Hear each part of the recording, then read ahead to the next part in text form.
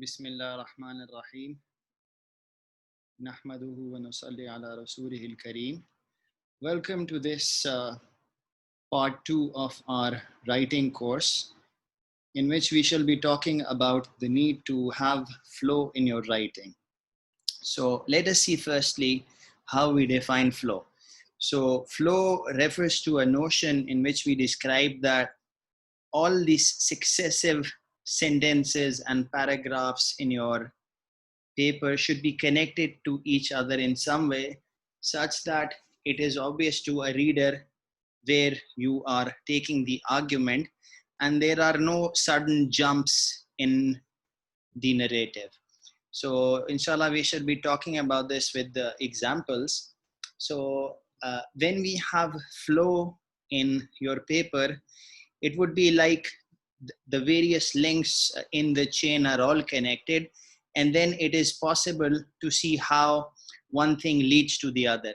However, it is also possible that if you have a gap in the flow, then it will be very difficult for the reader to understand what your main point is. You may be saying the same thing, but if your argument does not have flow, you will lose your readers. So this actually relates to the concept of structure in a paper, in which, like I've mentioned in the intro lecture, that the success of your paper does not only rely on the arguments that you make, but also in the way you present and connect those arguments. So in a way, you can think of structure as being so important that you can combine a heap of units together to form something that is holistic. So the example is given in which a heap of bricks are shown, but then it is also illustrated that when these blocks are connected in a structure, you will have a nice wall. So this is an analogy through which we can understand the importance of structure in writing. So to illustrate the importance of structure, let me show you a brief example. This relates to the concept of a magic number 7 plus minus 2 items, in which, according to some research, it has been shown that on average human beings can only store 7 different things in their memory at any given time. And this is the case for the average person, but usually different people may have more or less capacity, but not by too much. So it may be possible that a person is able to hold even less number of things in their mind at the same time. So it makes sense for us to not overburden the reader. So we should not be introducing many things at the same time. And this then highlights the importance of having some structure, some hierarchy, some categorization, which helps the reader make sense of the various things that you're going to tell the reader. So to illustrate this, let me show you an example that is from the book, The Minto Pyramid Principle. I introduced this book in the earlier part. This is by a former McKinsey executive, Barbara Minto.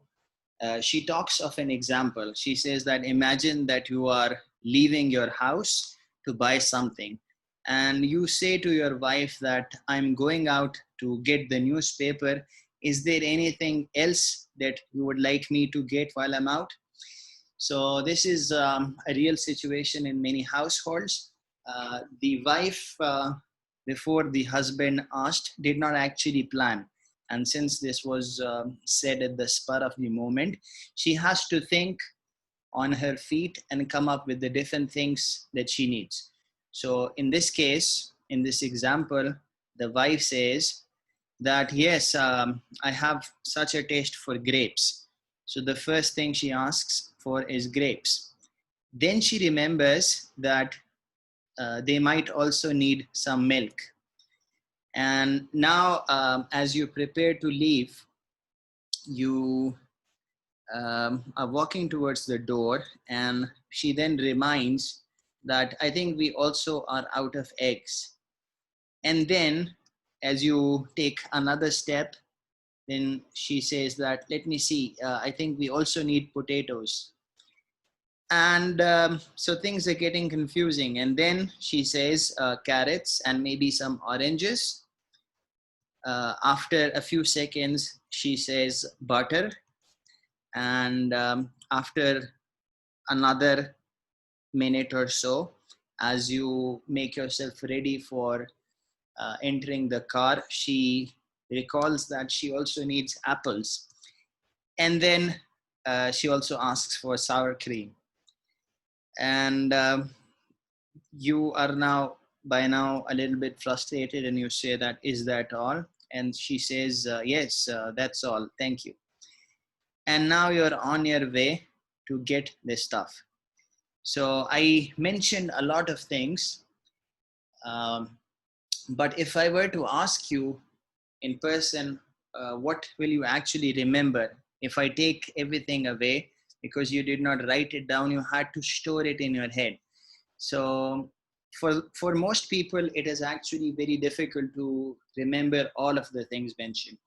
So what will happen then?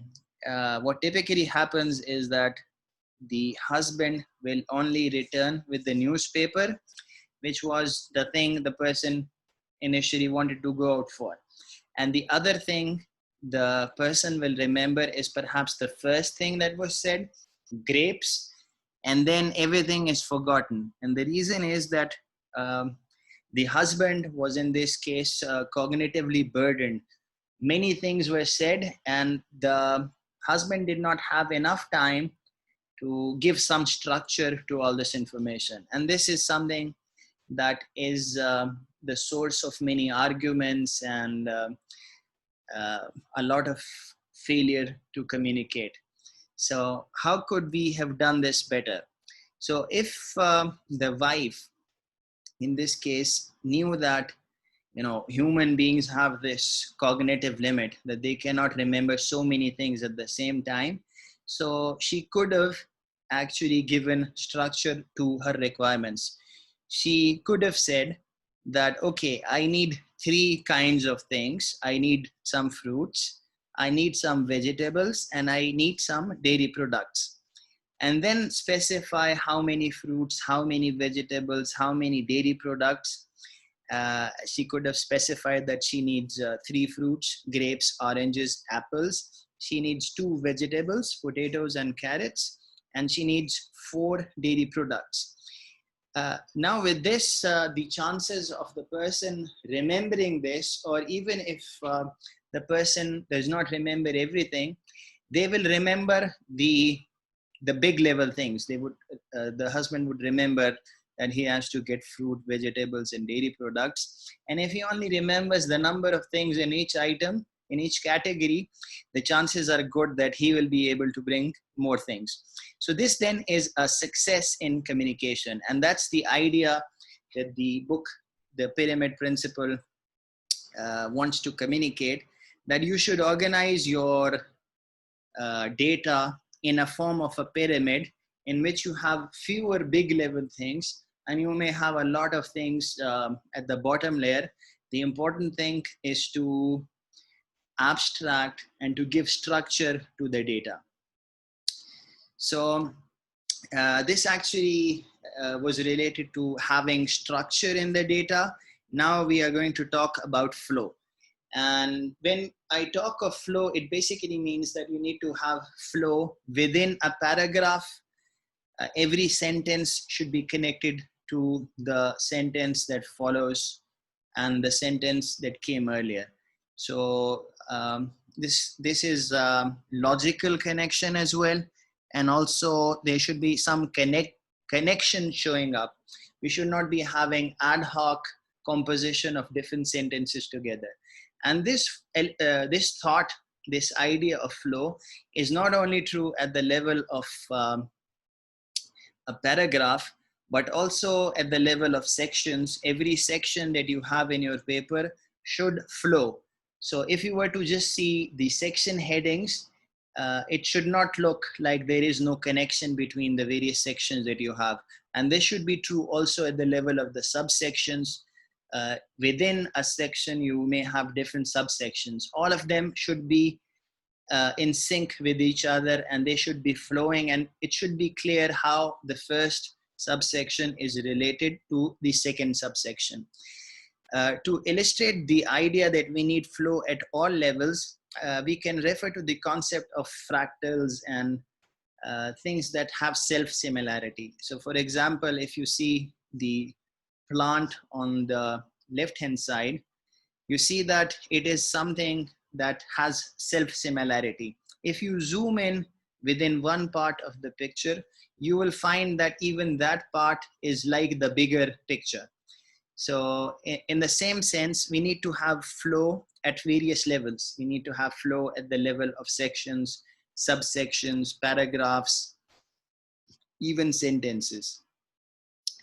And a good idea to see if you have flow in your paper or not is to inspect different paragraphs and see if the argument can be made better by rearranging things. And you should keep on reiterating, rearranging until you have put the sentences and the paragraphs in the perfect order that makes sense for the reader. So you did something and you wrote something, but eventually the reader has to understand it. So it helps to put the information in the right way, in a flowing manner, so that the reader can understand. So what you can do is you can look at the hierarchy, section hierarchy flow outline of your document. So for example, this is a recent article that we wrote. And if you see this, there are various sections: introduction, AI applications in education, techniques, market players and tools, and then we have some other sections. But even if you look at the high level, you would see that there is some sort of connection between the various sections. And obviously this would depend on the topic that you're working on, but feel free to change the order of the sections in a way that makes the most sense when it is read by the reader. Because at the end of the day, the purpose of writing is to communicate your ideas to the reader. And you should reorder the structure and the order of the flow until it makes the best sense.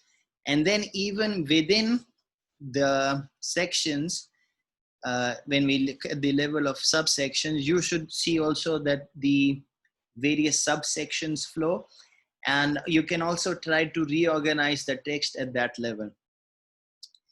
So this is important because in many cases you will find that novice writers may have subsections in sections that do not cohere with each other. They are not related. This is something that we shall talk about in the next part, that there should be some thematic unity in the different parts of the paper. So if you have a section and it has a title, everything within that section should be related to that section title. If your section title is AI applications in education, you should not be talking about techniques in this section because it does not cohere. You would expect that there should be some connection between the subsections and the section they actually are in. Similarly, within a subsection, you may have paragraphs, and you need to look at how the paragraphs relate back to the title of the subsection. And in this way, you should reiterate and rearrange until you have good flow. This concept of flow is a familiar concept in deductive thinking, in logic, and also in mathematics. And when you have a failure in flow or a break in flow, in mathematics, it's quite easy to spot. And you will find that the argument does not complete because there is a missing step. So in a way, this is a humorous illustration showing this. This is a cartoon in which there are a succession of steps shown, and then in a tongue-in-cheek manner, the creator of this cartoon says that then a miracle occurs and we obtain the results on the right hand side. If you have something like this in your writing, then this is clearly something that is demonstrating a lack of flow or substance in your argument, which will derail the narrative. So you need to have everything in perfect order. So scientific writing is similar to mathematics in this way, that a missing link can derail the whole work. So if you're trying to make an argument, then it matters that you put the various parts of the argument in good order, so that the reader can make sense of what you're trying to say. So let me now go on to show some commonly observed mistakes. And usually when you have writing that is not focused and in flow, you would say that the author is rambling. Rambling का यहाँ मतलब ये है कि you are going all over the place, और इसकी एक indication ये भी होती है कि आप एक बात करते हैं, फिर आप एक और बात करते हैं, और फिर वापस आके आप शायद पहली बात दोबारा कर रहे होते हैं. This is this fact that you may talk of one thing, then another, and then talk of the same thing. This illustrates that you've not spent the time to actually rearrange the ideas so that similar ideas are bunched together. So this is known as chunking. And in teaching, in all sorts of communication, it's a good idea that when you want to communicate something complex, you should chunk the similar things together so that the cognitive burden on the student or the reader is reduced. And in a way, you talk of one thing and then you talk of another thing, while ensuring that there is a flow from the first argument to the next one. So rambling is a pathology in writing. You should not consider, you should try to remove all signs of rambling, and this is done by introducing structure and ensuring flow in your arguments. So let me show you some examples of mistakes. One mistake is to have a clear break in logical argumentation. We call this a non sequitur, which means basically in Latin that something does not follow in sequence from what has been stated. And these things are also known as logical fallacies, and there is a lot of work on documenting this. Logic is important for all sciences, and this has been known even since the classical times. Imam al-Ghazali, who was a great Islamic scholar, he wrote a book on logic, and in which he said that logic is an introduction to all of the sciences. तो ये एक आला का काम करता है जिसके जरिए आप रीजनिंग को चेक कर सकते हैं, रीजनिंग के फॉल्ट्स को भी चेक कर सकते हैं, and you can also ensure that your reasoning is correct. So Imam al-Ghazali goes on to say that he who does not comprehend it is not ever to be trusted in his scholarship. Similarly, in modern scientific writing, you need to ensure that when you are writing a paragraph, you're combining sentences, and in a way, your sentences work like different pieces of the argument. So you have to piece them together in a flowing manner. And in the literature, there are so many logical fallacies that have been demonstrated, and you can find examples. For example, if someone makes use of slippery slope logical fallacy, then it is a well-known failure in logical flow.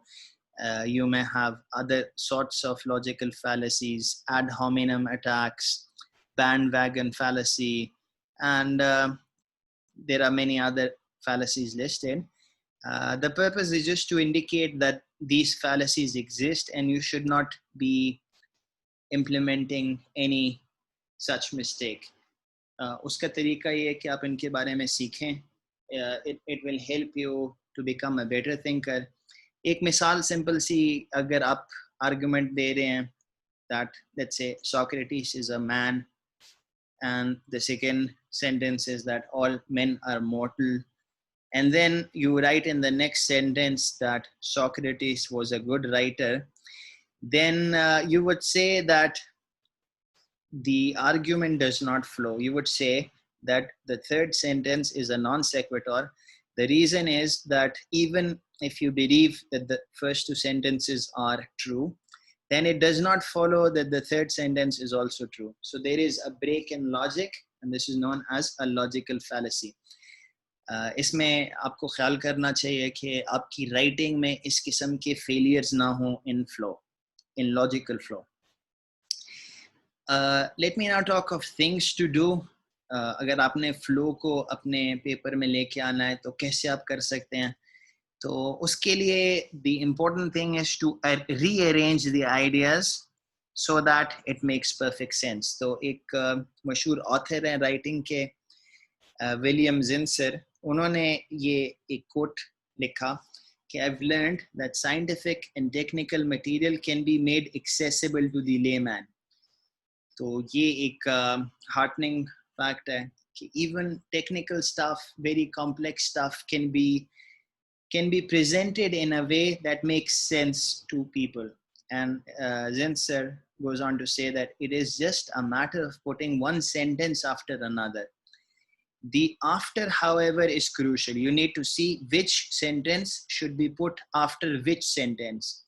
Nowhere else must you work so hard to write sentences that form a linear sequence. यानी scientific और technical material में सबसे ज़्यादा need है कि you think very carefully about which sentence should come after which sentence.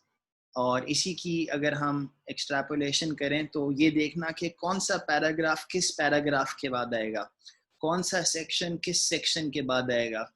And if we are careful about these matters, then the clarity in thinking would emerge, and it will help the reader make sense of your paper.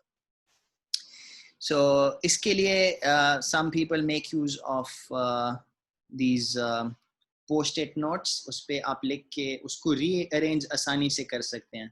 तो आमतौर पे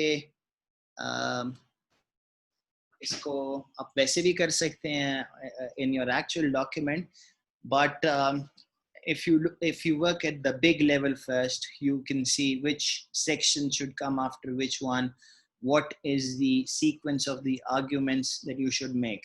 This is also true for technical presentations, and this is also true for technical writing. So in particular, the paper's organization does not have to be how you did the work. तो जो आपके chronological sequence था काम करने का, वो dictate नहीं करता कि पेपर में किस तरह उसको लिखना है. उसकी वजह ये है कि हो सकता है आपने उसको एक बहुत ज़्यादा convoluted path से अपने facts को determine किया हो. लेकिन once you have now determined the facts, you need to see how can the data be best presented. तो इसकी वजह से the paper's organization should be designed such that it is easy to understand and the logical flow is easy to see. The other thing is that the paper's organization does not have to be how the first draft was written. तो जिस तरह पहला draft आमतौर पे you should think of it as work in progress. Even the second draft, the third draft, and so on, until you have polished the paper so that it is now in good shape. तो novice readers समझते हैं कि एक चीज़ आप पहली गो में ही अच्छी तरह perfect करके लिख लेंगे. लेकिन जो पुराने expert writers, and they know that it is almost always the case that the first draft can be vastly improved. तो आप पहले एक चीज़ लिखें, ज़रूरी नहीं है कि उसमें आप careless होकर लिखें, but even if you write carefully in the first round, you will find that in many cases you can improve the flow of the document. You can rearrange things, you can make things more concise. तो ये एक अच्छा idea है कि आप उसको, you should work hard on the organization of the paper at all levels, sections के level पे, paragraphs के level पर, subsections के level पे. इसमें एक कॉन्सेप्ट है that is famous amongst writers. इस पे एक किताब भी लिखी है रॉय पीटर क्लार्क ने. ये किसी का कोट था कि you should murder your Darling's, जिसका यहाँ मतलब सिंपली ये है कि आप पहली दफ़ा जब कोई चीज़ लिखते हैं तो आपको उससे एक तरह से मोहब्बत हो जाती है, ठीक है, नोन एज द पिग्मैलियन इफेक्ट. अपनी चीज़ से मोहब्बत हो जाती है, उसको फिर एडिट करना बड़ा मुश्किल होता है क्योंकि आप समझते हैं कि ये चीज़ जो अब हो गई है ये मैंने किया है, और उसको अनडू करना मुश्किल होता है. पर you have to learn how to actually improve the work by sometimes removing things. और इसको यहाँ कहा गया murder your darlings, जिसका मतलब है कि if you have some sentences that are not very good, then you should feel free to edit it liberally. You can actually combine sentences. You can convey the same thing in lesser words. तो ये सारी चीज़ें जो हैं, it requires कि आप बहुत ज़्यादा attached ना हो with the current form of the paper, and you should be always looking at how you can improve the writing. और इसके बारे में again there is a quote that to write well is to think clearly, and in fact writing is difficult because of this. That is why it is so hard, क्योंकि clear thinking हम naturally जो चीज़ें सोचते हैं वो ज़रूरी नहीं है कि बहुत ज़्यादा clear हो. We may have contradictory thoughts in our mind. तो उसमें if you can write it down, तो फिर आप उसको coherent shape में ला सकते हैं, उसको logical flow में लेके आ सकते हैं.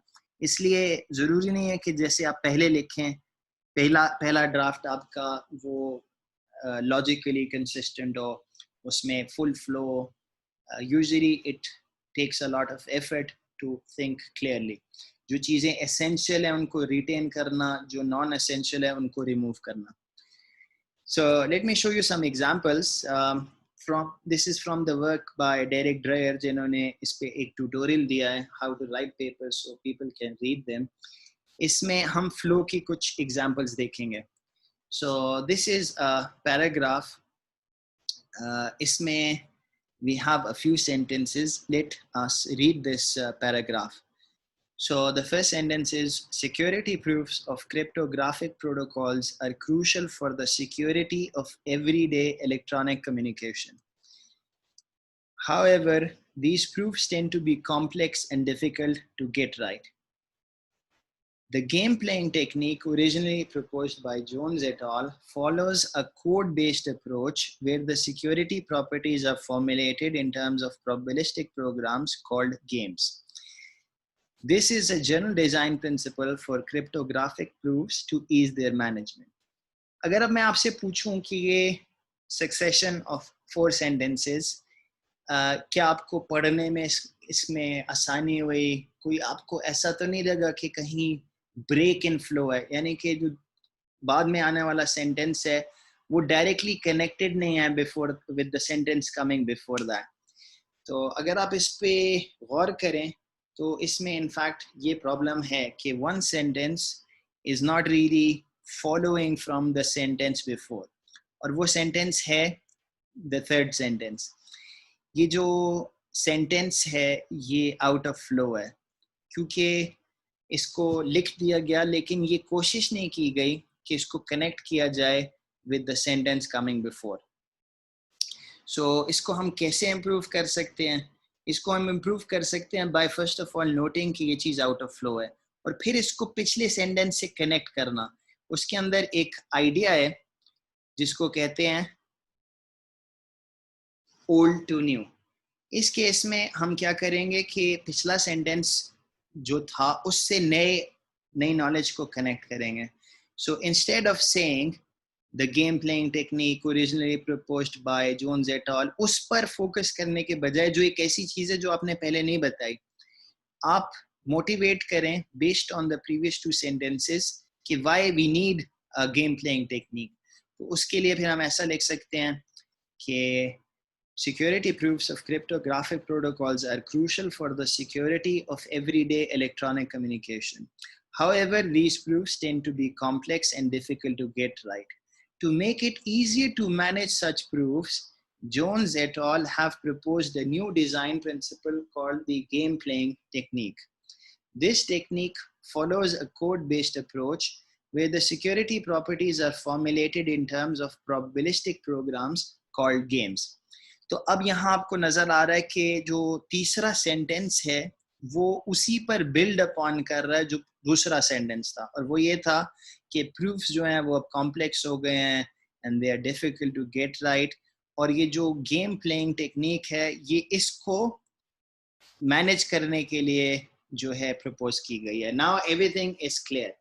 तो ये जो ब्रेक्स इन आर्ग्यूमेंट होते हैं, क्योंकि आपके जहन में तो होगा ये चीज, लेकिन आपके रीडर को हो सकता है कि ये कॉन्टेक्स्ट ना पता हो. तो to break the curse of knowledge कहा जाता है कि जब आप ये अज्यूम कर रहे होते हैं कि जो आपको पता है वो आपके रीडर को भी पता होगा, आपको ये करना चाहिए कि you can make use of the old to new technique and connect every sentence together. हर सेंटेंस की लाइट में दूसरे सेंटेंस को जो है हम मोटिवेट करें. तो इसके जरिए फिर जाहिर है this new paragraph has better flow and it is more understandable to someone who may not be coming from the field and who may not be knowing everything related to the field. तो ये आप idea इस्तेमाल कर सकते हैं और sentence by sentence अपने paper को इम्प्रूव करें, फिर पैराग्राफ बाय पैराग्राफ पेपर में फ्लो लाने की कोशिश करें. इवन एक पैराग्राफ जो होता है आपने इस पे मेहनत करनी होगी कि अगर पिछला पैराग्राफ से डायरेक्टली फॉलो नहीं कर रहा तो कुछ उसमें कनेक्शन लेके आए कि पिछले पैराग्राफ में हमने ये कहा, अब हम ये कह रहे हैं, और नए नॉलेज उस तरह यू शुड इंश्योर कि पिछली नॉलेज के कॉन्टेक्स्ट में बताई जा रही है, तो फिर आपको चीज़ें बेहतर समझ में आती हैं. इसी तरह का एक मॉडल है फॉर राइटिंग इंट्रोडक्शन और एब्स्ट्रैक्ट कि आप क्योंकि आपको पता है इंट्रोडक्शन सेक्शन और एब्स्ट्रैक्ट सेक्शन बहुत इंपॉर्टेंट सेक्शन है. The introduction and abstract sections are the sections that are read the most. So you should work hard to ensure that they are written well, and also you should describe the context at these places. You should also describe the gap and you should describe the innovation.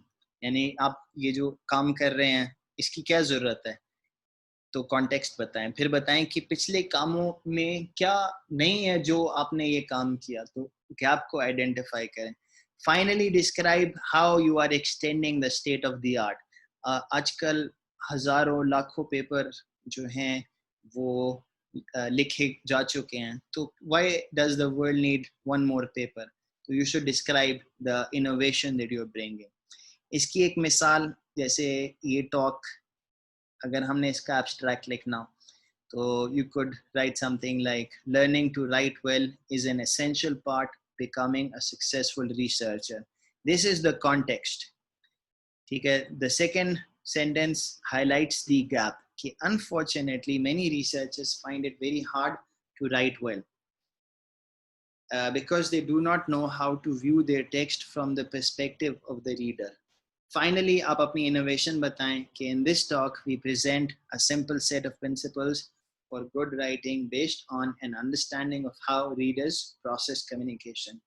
तो ये जो paragraph है ये flow के अंदर है. उसकी वजह ये है कि हर सेंटेंस पिछले से फॉलो कर रहा है, और जो मॉडल हम फॉलो कर रहे हैं वो ये है कि पहले कॉन्टेक्स्ट बताएं, फिर गैप बताएं, फिर इनोवेशन बताएं. तो ये एक अच्छा फॉर्मूला है which you can follow for writing the introduction and abstract. So with this we come to the end of part 2, in which we talked about the need to have flow in writing and why you need to have proper connections between the various parts of your paper. Inshallah, we will talk about coherence in the next part. Till then, Assalamu alaikum wa rahmatullahi wa barakatuh.